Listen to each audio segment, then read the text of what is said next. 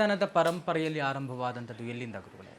ಇದು ಈ ದುರ್ಗಾ ಪೂಜೆ ಮತ್ತು ಚತುರಂಗ ಬಲದ ಪೂಜೆ, ವಿಜಯದಶಮಿ ಯಾತ್ರೆ ಇವೆಲ್ಲವೂ ಆಗಮಗಳಲ್ಲಿ ಬರ್ತವೆ.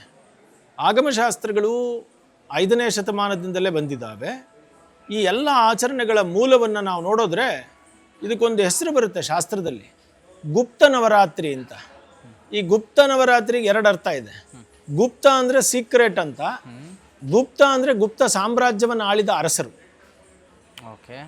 ಈ 2 ಕಾರಣಗಳಿಂದ ನೋಡೋದಾದರೆ, ಮೊದಲ ದುರ್ಗಾ ದೇವಸ್ಥಾನಗಳು ನಮಗೆ ಕಾಣಿಸ್ಕೊಂಡಿರೋದು, ಅಂದರೆ ದೇವಸ್ಥಾನಗಳ ಉಳಿದು ಬಂದಿರೋದು ನಮಗೆ ಗೊತ್ತಿರೋದು ಗುಪ್ತರ ಕಾಲದಿಂದ. ಸೊ ಗುಪ್ತರ ಕಾಲದಲ್ಲಿ ನಾಚನ ಕುಟಾರ, ದಿಯೋಗರ್ರು, ಇಲ್ಲೆಲ್ಲ ಬೇಕಾದಷ್ಟು ದೇವಸ್ಥಾನಗಳು ಗುಪ್ತರದು ಉಳ್ಕೊಂಬಂದಿದೆ. ಅಲ್ಲೆಲ್ಲ ಈ ದುರ್ಗಾ ಪೂಜೆಯ ಮಹತ್ವ ಇದೆ. ಹಾಗಾಗಿ ಈ ನಿಜವಾಗಿಯೂ ದಸರಾ ಆರಂಭವಾಗಿದ್ದು ಮತ್ತು ಈ ಗೊಂಬೆಗಳನ್ನು ಕೂರಿಸ್ತಾರೆ ನೋಡಿ, ರಾಜ ರಾಣಿ ಎನ್ನುವಂತಹ ಪರಿಕಲ್ಪನೆ ಎಲ್ಲ ಬಂದಿರೋದು ಇವೆಲ್ಲ ಗುಪ್ತರ ಕಾಲದಿಂದ ಬಂದಿರುವಂಥದ್ದು. ಸೊ ಹಾಗಾಗಿ ಗುಪ್ತರ ಕಾಲದಲ್ಲಿ ಈ ನವರಾತ್ರಿ ಆರಂಭವಾಯಿತು. ಆದರೆ ಗುಪ್ತರ ಕಾಲದಲ್ಲಿ ಹೇಗೆ ನಡೀತಿತ್ತು ಅಂತ ನಮಗೆ ಗೊತ್ತಿಲ್ಲ.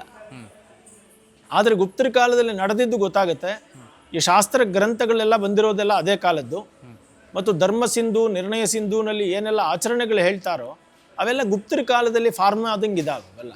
ಸೊ ಹಾಗಾಗಿ ದಸರಾ ಆಚರಣೆ ನಿಜವಾಗಿಯೂ ಆರಂಭವಾಗಿದ್ದು ಗುಪ್ತರ ಕಾಲದಲ್ಲಿ. ಅಂದರೆ ಸಾಮಾನ್ಯ ಶಕ 4ನೇ ಶತಮಾನದ ಕಾಲದಲ್ಲಿ ಅತ್ಯಂತ ವೈಭವದಿಂದ ದಸರಾ ನಡೀತಾ ಇದೆ.